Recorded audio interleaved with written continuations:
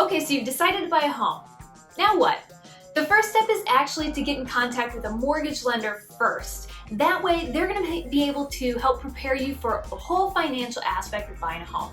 Meaning they're going to help you establish exactly what price range you want to be in. They're going to help you know what to expect as far as your monthly payment, your closing costs, what your down payment might look like. All of those things come from the lender. And actually, it's really important to get this done ahead of time, because if we're out looking at homes and we find your perfect home, we don't want to be waiting 3 or 4 days for a lender to be able to look over all of your financials and get everything that they need in order to issue a pre-approval letter.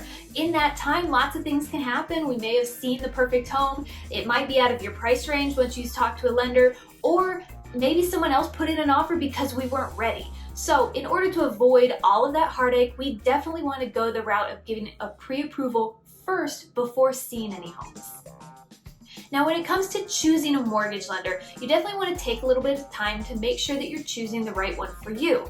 I always recommend choosing one based on the way that they communicate. If you're a texter and you hate talking on the phone, there are lenders out there that will just text you. I always recommend to go with a lender that is very easy to get a hold of, because let's face it, if we're out looking at homes on an evening or on a weekend, we don't want to have to wait until the next business day during 9 a.m. to 5 p.m. office hours for them to get us the documentation that we need in order to put in an offer. That can definitely blow your chances of even getting that house, just depending on how hot the market is, or if there's 4 other buyers that have their paperwork ready.